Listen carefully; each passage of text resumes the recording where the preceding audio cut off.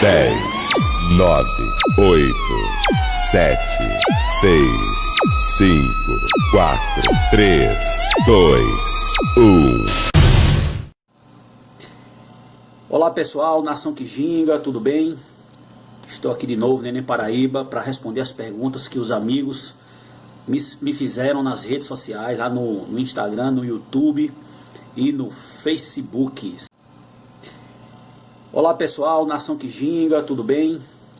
Estou aqui de novo, Neném Paraíba, para responder as perguntas que os amigos me fizeram nas redes sociais, lá no Instagram, no YouTube e no Facebook, certo? A primeira pergunta vai ser a do contramestre Barrão, da equipe Pitbull, lá do Rio Grande do Norte. Ele fez a seguinte pergunta no Instagram: salve mestre, tudo na paz? Que ano o senhor iniciou a capoeira? Eu já respondi a ele lá, mas vou fazer uma explanação melhor aqui. Eu iniciei a capoeira em 1989, aos 13 anos de idade, certo? Uma época em que a capoeira aqui em Campina Grande tinha formalmente dois grupos, que era o grupo que na época se chamava Badauê dos Palmares, que hoje é Badauê, certo? Na época o contramestre Sabiá, e o grupo de Tony chamado Birimbau de Ouro, certo? Na época ele era professor, ele é mestre de capoeira, mas está parado capoeira, certo? Em 89 só tinha esses dois grupos formalmente dando aula aqui na cidade. Havia outros grupos, uns 2 ou 3 grupos, mas aqueles grupos sem nome, que se reunia só com amigos para treinar, não era formalmente, eles não tinham uma dinâmica, uma didática, uma pedagogia de ensino, como se tinha os dois grupos que tinha na cidade. Tá ok? Valeu, contramestre Barrão, um abração aí para a galera do Rio Grande do Norte. A segunda pergunta vem do contramestre Luciano Medeiros Pavão, lá de Piracicaba, ex-aluno meu. Ele fez a seguinte pergunta: fala mestre, minha pergunta é o seguinte: quantos alunos passaram por você que são mestres, contramestres e professores hoje? Bom, Luciano foi aluno meu nos anos 90, foi ali para a cidade de Piracicaba e hoje desenvolve um trabalho lá com capoeira Angola. Então eu fiz um aparato assim, porque nessa trajetória que eu dou aula, desde 92 para cá, 28 anos, passou bastante gente. Então, tem gente que eu perdi o contato, que hoje eu não sei como é que tá, se é professor, se é contramestre, se é mestre, mas eu fiz uma parada assim bem rápido. Aqui na cidade nós temos 2 mestres, certo? Do grupo Cordão de Ouro, que se chama o mestre Neguinho e o mestre Cabeça CDO. Eles 2 passaram por mim, não foram formados por mim, certo? Eles passaram por mim e hoje são mestres do grupo Cordão de Ouro. Se tem outros, eu não lembro e desconheço, ou então, justamente, eu não lembro. E tem alguns contramestres, tem um contramestre surdinho, tem um contramestre mudinho, tem a contramestre Fabrícia, certo? Esses também passaram por mim, não foram formados por mim. Tem um contramestre Cabeça do Aruanda também, que foi aluno meu, também não foi formado por mim. E eu não lembro se tem o mestrando Erinho, lá de Pernambuco, que também passou por mim, se formou professor comigo, certo? Tem o formando Monai, que também se formou professor comigo, mas hoje é formando em outra escola.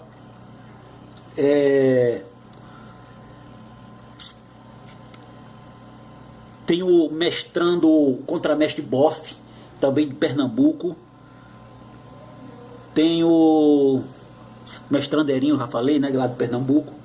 E se tem outros, sim, tem você também, Luciano, que hoje é contramestre, passou por mim. Então, alguns mestres e contramestres não foram formados por mim, foram formados por outros grupos, porém passaram por mim durante a minha trajetória de trabalho. Professores, hoje tem umas centenas de professores por aí que passaram por mim enquanto aluno, que hoje são professores, certo?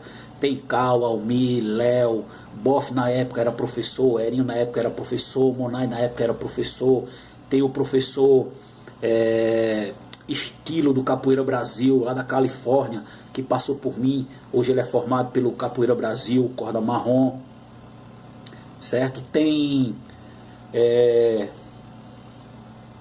Jaguar dos Estados Unidos, tem CD de Pernambuco, tem Jaguar, professor Jaguar lá dos Estados Unidos, que ele foi formado por mim, tem Bambam, professor Bambam de São Paulo, que também foi formado por mim, certo? Iniciou quando criança em outro grupo, passou para mim quando criança, passou um tempo, retornou, se formou professor. Aliás, ele se formou professor no Nego Fujão. No nosso grupo ele só fez fazer a transformação de graduação e eu dei a corda roxa a ele, certo? Então ele é um professor também reconhecido por mim. Petinho, não estou lembrado se Petinho foi verde e roxo ou foi roxo, formado por mim. Areal, que parou capoeira na cidade de Areal também, passou por mim. Cris Nagô, treinou comigo até a corda azul no Ginga Brasil, uma temporada no Cordão de Ouro, certo? Passou por mim também. CD eu já falei. E tem mais, tem Garoto, que está parado capoeira.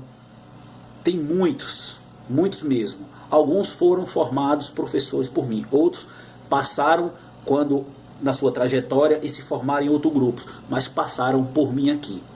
Tá ok? Instrutores é incalculável, muita gente mesmo, muita gente que passou por mim, que foram formados instrutores por mim e que passaram por mim e foram formados instrutores em outros locais.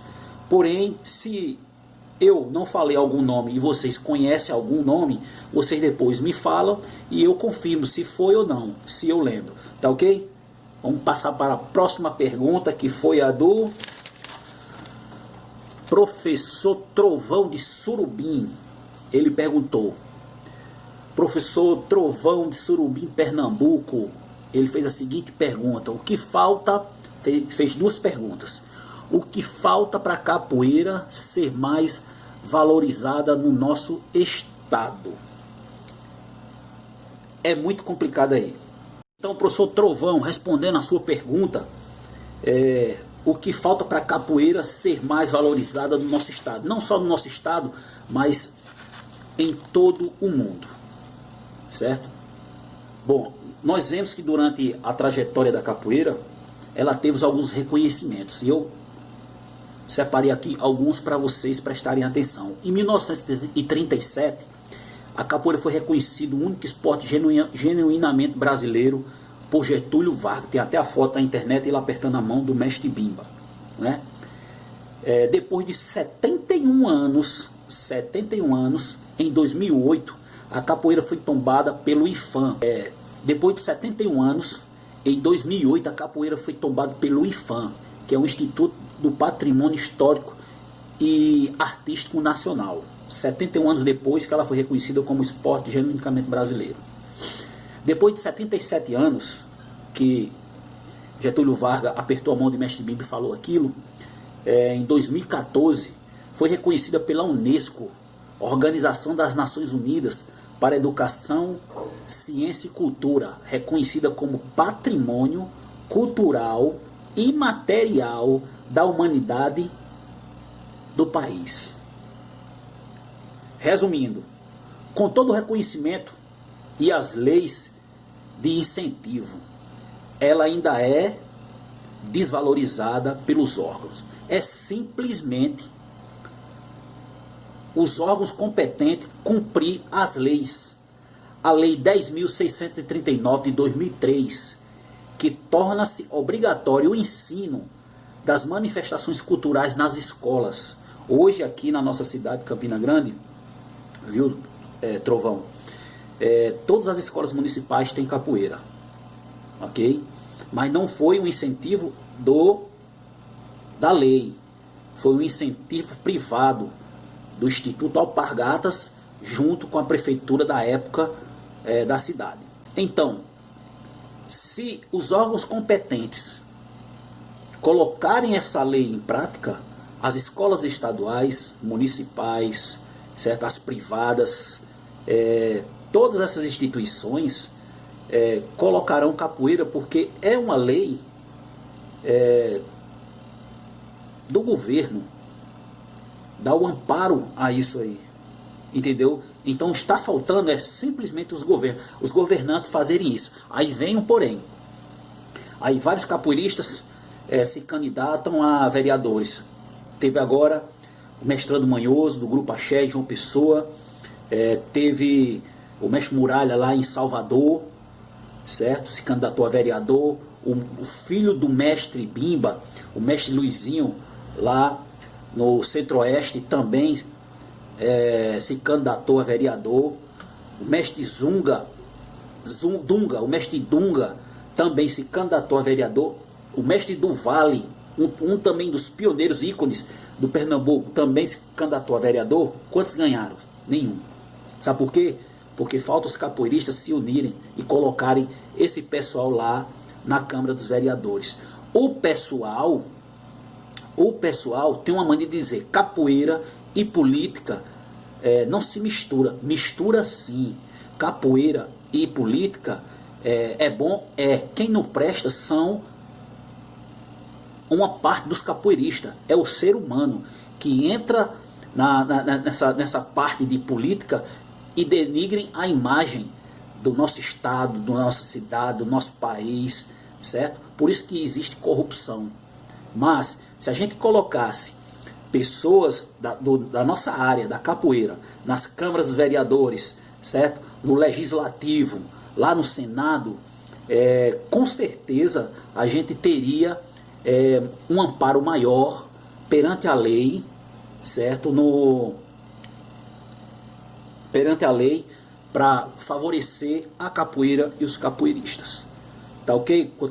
Acho que é contra mestre Trovão, né? Trovão, espero que eu tenha respondido. Se eu não respondi as perguntas de vocês, gente, vocês depois aí me falam, que a gente vai entrando num consenso aí, viu? Foram duas perguntas que o professor Trovão fez, o professor Trovão de Surumi fez, eu só respondi uma. E a outra foi: na sua opinião, o que falta para ser mais organizada em todos os aspectos? Trovão, a capoeira em si já é organizada. Ela é uma arte que engloba várias artes. Ela pode ser utilizada em vários momentos, certo? Em várias manifestações culturais, esportivas, certo? Seja lá qual for. O que falta são os capoeiristas se organizarem. Veja só, muita gente procura uma academia de musculação para treinar. Eu também faço musculação, certo? Mas muita gente procura uma academia. Se a pessoa bem souber e tiver uma boa noção do que a capoeira pode fazer para a sua musculatura, muitos não procurariam academia, porque a capoeira em si já faz tudo isso, certo? Já faz tudo isso. A gente quer sempre colocar mais alguma coisa para complementar o nosso corpo, mas a capoeira trabalha todo o corpo. Eu quero trabalhar o quadríceps, eu posso trabalhar o quadríceps fazendo capoeira.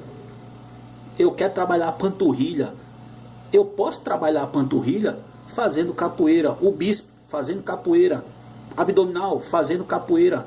Mas muitos procuram o mais fácil, que o mais fácil é ir numa academia, você sentar numa máquina e ficar ali alguns minutos fazendo um exercício, entendeu? Então muitos procuram o mais fácil e não o melhor. Na capoeira, além de estar trabalhando aquele músculo, você está trabalhando várias coisas: lateralidade, coordenação motora, trabalhando as múltiplas inteligências do ser humano, certo? Várias coisas. Então o que falta é só os capoeiristas se organizarem, porque a capoeira ela é organizada. Resumindo as duas perguntas, para ela ser mais valorizada, só basta o poder público observar e cumprir as leis de incentivo. Fazendo isso, a capoeira vai ser mais valorizada. E também tem uma questão: precisa o capoeirista valorizar mais a capoeira, certo? Aqueles alunos que pagam mensalidade, pagam a sua mensalidade, respeite seu mestre, respeite seu grupo e por aí vai. E outra, para ela se tornar mais organizada, é preciso o capoeirista se organizar. Só isso. Fazendo essas duas coisas, a capoeira vai chegar num patamar enorme. Tá ok? Outra pergunta aqui. Dos anos 80 para os dias de hoje, a capoeira houve mudança? Com certeza houve mudança, sim. As formas de dar aula, certo? Padronização, organização internas dos grupos, formação de instrumentação de bateria, certo? Dinâmica de dar aula. Uma aula que se dava nos anos 80 hoje é totalmente diferente, certo? Uma aula que eu dava lá nos anos 90 hoje é totalmente diferente. Então sempre vai tendo uma mudança. Naquela época, nos anos 80, aqui na nossa cidade, não existia uma rivalidade por conta que só tinha 2 grupos. Então não existia uma rivalidade. A rivalidade era interna entre os próprios companheiros dos grupos. Mas com a chegada de grupos grandes na cidade, então cada um queria firmar sua bandeira, e houve uma rivalidade grande em várias questões, que até foi bom para a capoeira e para os capoeiristas, porque capoeiristas começaram a treinar, quem não treinava tinha que treinar, certo? Expansão de trabalho, formas pedagógicas de dar aula, cada um foi montando a sua forma, isso foi causando curiosidade em outros, e assim essa disputa faz um bem para a capoeira, certo? Só tem um porém. Dos anos 80 para cá teve uma mudança chamada globalização. Nos anos 80, para assistir um vídeo era só fita VHS. Hoje você bota qualquer nome na internet, você encontra ali. Esse é um benefício. O malefício, tudo querem resolver pela internet, tirar o presencial pelo virtual. Hoje se paga uma mixaria aos mestres para ele dar uma palestra, e às vezes até nem paguem para fazer uma palestra ou participar de uma entrevista em uma live. E aquele mestre que supostamente ganharia alguma coisa nisso aí, e vocês sabem que isso é uma sobrevivência para o mestre.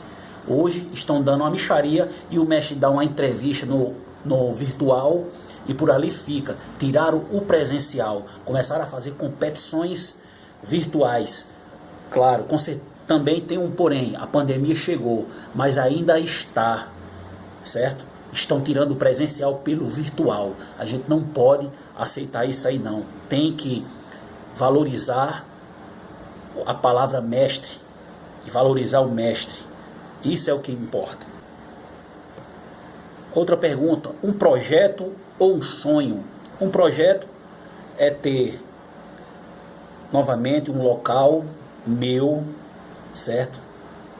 Chamado uma casa de capoeira, onde vai ter aulas, formações de cursos, coisas desse tipo, onde vai ter alojamento para os capoeiristas, para quem chega de fora, para a gente ter o direito e a honra de abrir a hora que quiser, fechar a hora que quiser, treinar a qualquer hora, certo? Esse é um projeto meu para as futuras gerações aí serem presenteados. Então, pessoal, essas aqui foram as perguntas para o dia de hoje. As próximas perguntas serão respondidas segunda-feira, certo? Hoje é sexta-feira, hoje não vai ter vídeo treino, nem sábado nem domingo, me lesionei ontem, me machuquei ontem num treino, então vou relaxar esses 3 dias para ver se porque segunda-feira também tem uma carga de peso grande de treinos e de aulas, então esses 3 dias eu vou dar uma relaxada para ver se eu melhoro, tá ok? E as próximas perguntas serão respondidas segunda-feira, ok? Então faça sua pergunta, deixa aqui no comentário, tanto aqui no Facebook, no YouTube ou no Instagram, tá certo? Referente a qualquer situação da capoeira, capoeira em geral, capoeira do estado, capoeira da cidade, sobre a minha vida, vida de algum mestre. Faz a pergunta aí, a gente vai responder na medida do possível. Sem mais, um abraço a todos. Não esquece de se inscrever aí no canal do YouTube, hein? Um abraço a todos aí.